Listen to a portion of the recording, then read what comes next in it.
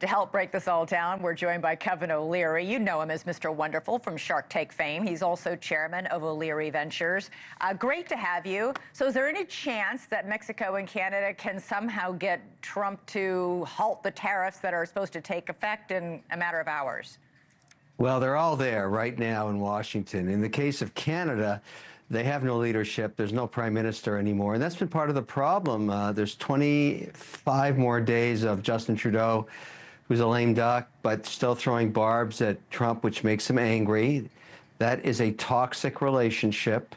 And he fights back with just being hard-lined on tariffs. And the only leadership in Washington now are the premiers of the provinces, which are equivalent of the governors of a state. Right. And the ones you care about are Ontario and Alberta and Saskatchewan. They have the majority of the trade with the U.S.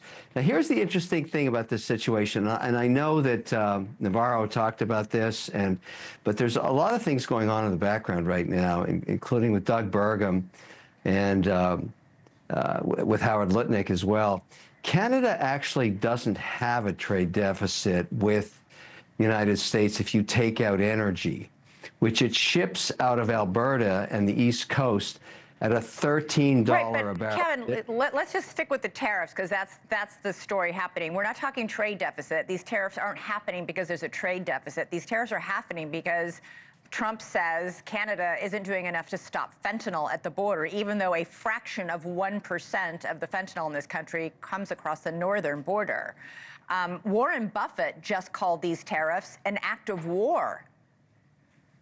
Yeah, no, it's actually an act of negotiation. My point was there's still a 5 to 10% chance that what happens before midnight is it's called off till April 2nd after we see the report that's coming out on the 1st about the economic impact of tariffs on Mexico and Canada. And the reason I brought it up is it's not a good idea to take 60% of your imported oil at a 13% discount and make it more costly to New York and Boston and gas prices, and Cushing, Oklahoma, in the case of Alberta.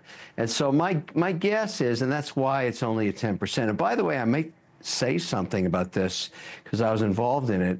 When Danielle Smith went down to Mar-a-Lago to deal with... Explain who Danielle Smith is.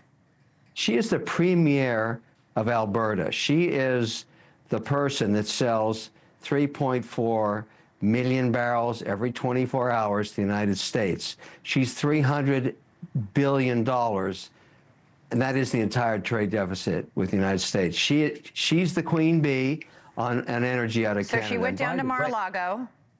She went down to Mar-a-Lago. She met with Trump before he became president. You may notice that her tariff's only 10%. The rest of Canada's 25%. She took a ton of heat up in Canada. They just beat her like a baby seal up there for what she did. But she's the only winner tonight. So the only winner, because she had the guts to go down there and deal with them and at least form a relationship. And so that's something of importance, because most people don't understand the nuance of what's going on in the next 24 hours. I don't think this is going to really affect the long-term outcome. Sure, the tariffs may go on, but the trading dynamics of Canada and the United States are very powerful. And the opportunity lost in the narrative is what Trump has been saying now for basically 7 weeks. Let's combine the economies.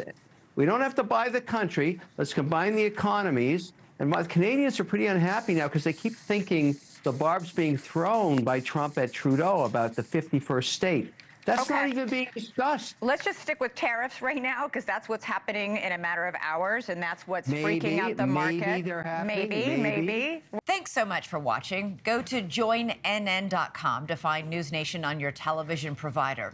And don't forget to click the red subscribe button below to get more of NewsNation's fact-driven, unbiased coverage.